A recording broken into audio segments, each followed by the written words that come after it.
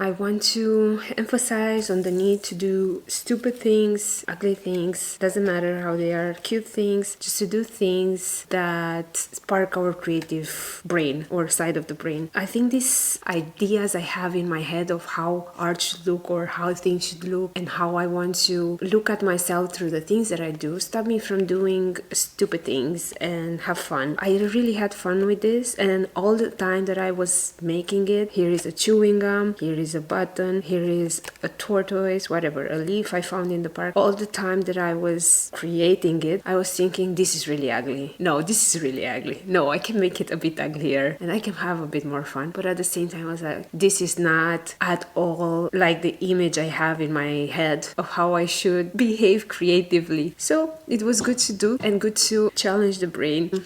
Another thing that I did some weeks ago, I went to this cacao ritual, and the task or the quest was to imagine a most amazing garden where we would water the plants and we would grow what was in it. And I imagine a video game garden. As you can see, it looks like a Sims garden.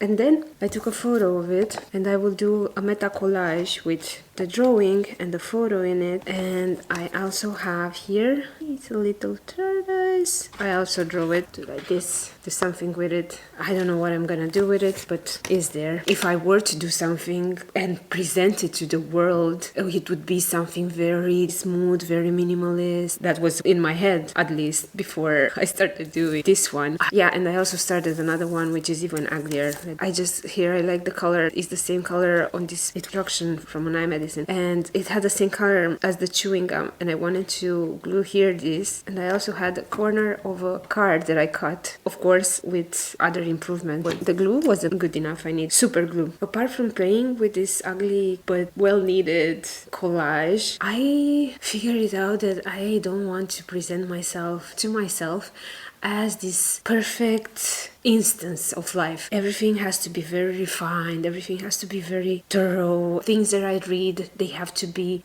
growing me, they have to spark my imagination. I love to watch trash TV. I watch Love is Blind, not all of it, just the drama. Of course, I was like, I'm so over it. Sometimes I get stuck with watching shorts with what this celebrity do and what this other person said about what that celebrity did, and then I have to admit that the version that I present myself in my head with, like the one who's high quality oriented, is not the full version of me, and it's just one aspect of it, and I don't want to aspire to become or to live by the rules of that high version of myself. As a human, I want to just be myself. This includes watching soap operas, listening to pop music. When I was younger, I wasn't listening at all to pop music. I mean, I had a few years when I was listening only to underground electronic music, and I didn't even know what was popular. And for me at that moment, it wasn't something that I was imposing. It just came natural. But now, or more recently, I'm again really enjoying it. I really enjoy pop music. I don't want to be this ultra specialized in underground and unreleased electronic music tracks person, or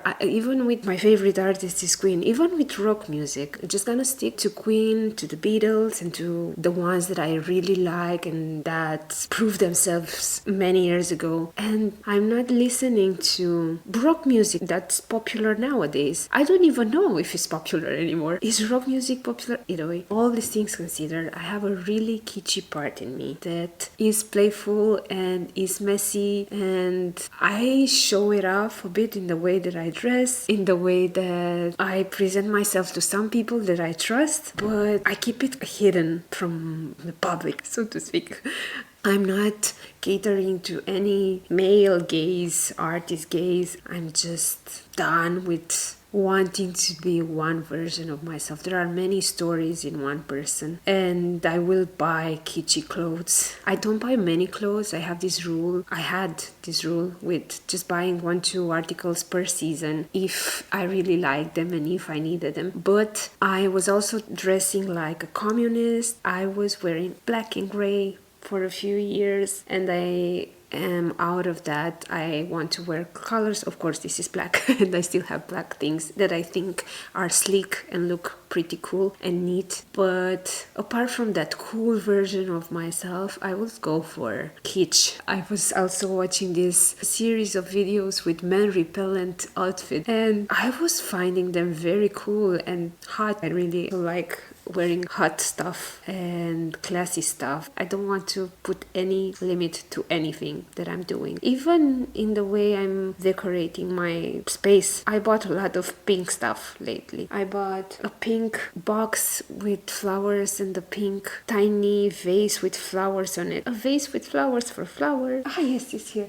It's really kitschy, but it's pink. And I have a drying flower. I want to give up this idea that I have to be established in one way of being or showing myself to myself or to the world to feel like I'm real or authentic. Because I'm real even if I'm fake. I'm real in being fake because I know myself deep down. I know who I am and I am that I am. If I decide to act, this doesn't mean that I'm not authentic. If I decide to act a certain way or if I decide to present myself in a way that I haven't before and in a way that I'm not certain of and I don't know what impact it would have, I can do it because I truly know who I am. And this is just play. It's just a way to play this human form with my body, with textures, with colors, with smells, with everything that my senses can delight in. I can do whatever I want with my body, with my appearance, with my space,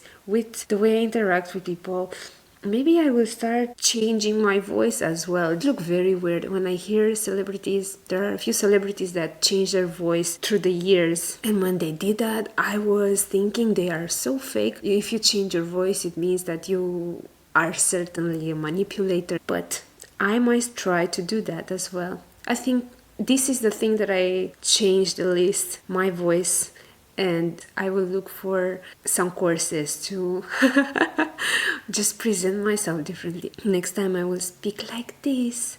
I will be very kind and elusive. I mean, wasn't Marilyn Monroe so soft-spoken? And I really was attracted to that. Or maybe I will become like, I will have a deeper voice. Will be like this very confident and self-assured person that you trust only because the tone of their voice is on point and they don't go around the bush. I just want to have fun. Girls just want to have fun. Oh, girls just want to have. My singing voice used to be so good. I need to sing. I have to sing.